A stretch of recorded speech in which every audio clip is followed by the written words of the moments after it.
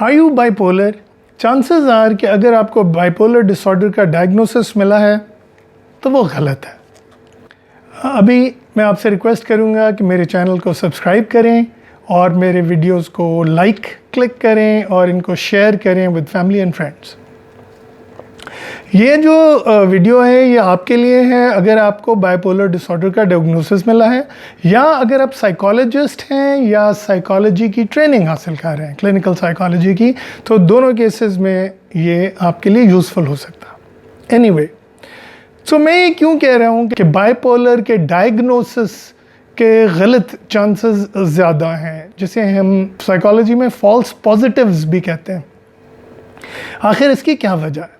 इसकी वजह ये है कि बाइपोलर डिसऑर्डर की जो प्रेवलेंस है सोसाइटी में, वो वर्ल्ड हेल्थ ऑर्गेनाइजेशन के स्टेटिस्टिक्स के मुताबिक 2.4% के करीब है। यानी 100 में से तकरीबन 2 लोगों को बाइपोलर डिसऑर्डर डायग्नोज हो सकता है। अब इस बात के भी चांसेस हैं कि वो जो 2.4% जो लोग हैं जिनको ये डायग्नोसिस मिला है, वो डायग्नोसिस भी गलत हो या ओवरब्लोन हो या एग्जैजरेटेड हो। लेकिन जो भी, अगर हम उसे सही मान भी लें, तो बेस थियरम ये कहता है कि अगर एक साइकेट्रिस्ट के पास एक शख्स आता है और एक साइकोलॉजिस्ट उसे थॉरो असेसमेंट के बाद, मुख्तलिफ टेस्ट देने के बाद उसे अगर डायग्नोज करता भी है, तो उसके चांसेस जो हैं बाइपोलर डिसऑर्डर उस शख्स को होने के बहुत कम होते हैं, because of the low prevalence in the population at large.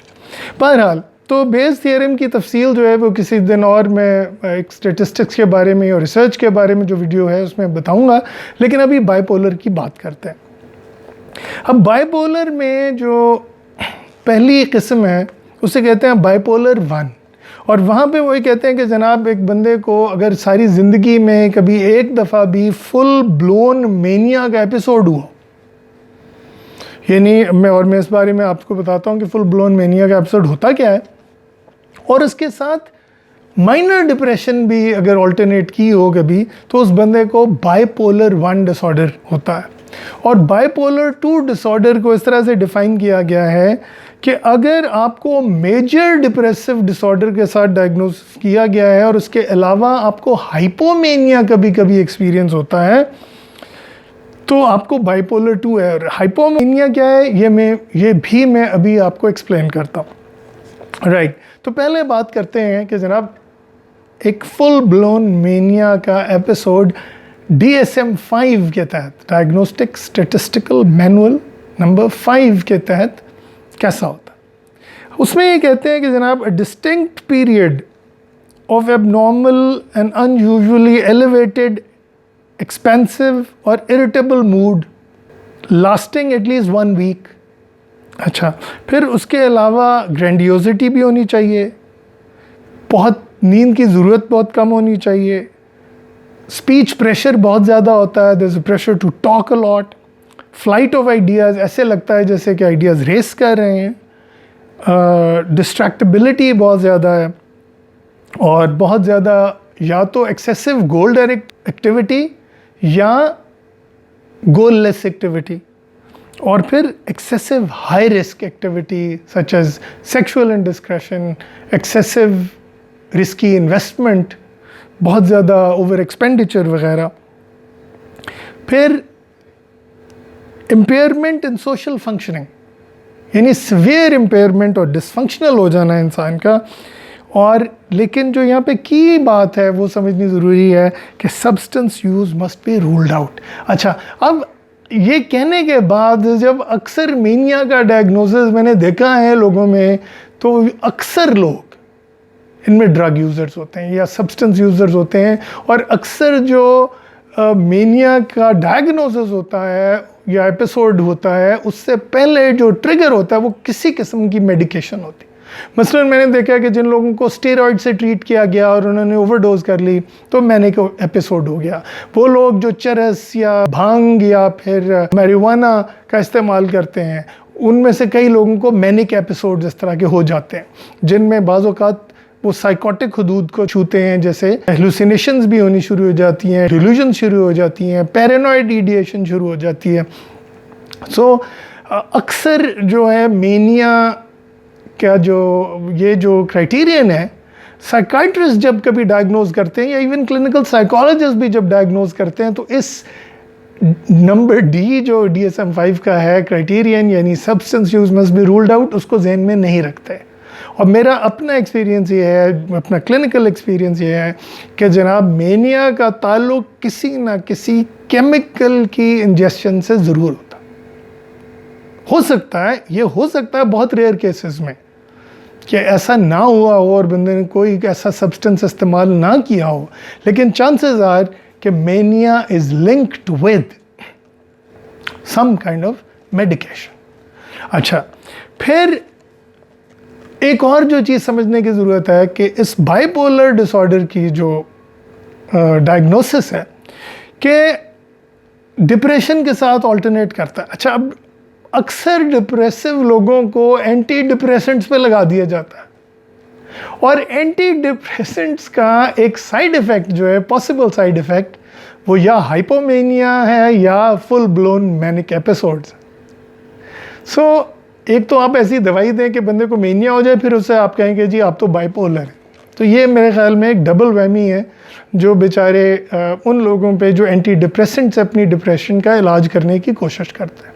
तो ये चीज़ भी समझे यहाँ पे कि बाइपोलर डिसऑर्डर्स जो हैं अक्सर फिक्टिशियस हैं, स्पूरियस हैं, they are not really real disorders found in everyday life. अच्छा, फिर जहाँ एवरीडे लाइफ में कुछ रेयरली मैनिक एपिसोड्स होते भी हैं, वहाँ भी ये समझना है कि वो किस कॉन्टेक्स्ट में हो रहे हैं, किस कल्चरल या सोशल कॉन्टेक्स्ट में हो रहे हैं। मसलन मैं मिसाल देता हूँ, वाइकिंग्स जब हमला करते थे, इन्वेड करते थे दूसरी लैंड्स पे, क्योंकि दे वर वॉरिंग पीपल, और वो अपनी लॉन्ग बोट्स में और अपनी शिप्स में जाते थे और इंग्लैंड और फ्रांस और जर्मनी इनके कोस्ट्स पे हमला करते थे और वहाँ से लोगों को एनस्लेव करते थे और वहाँ पे लूट मार करते थे।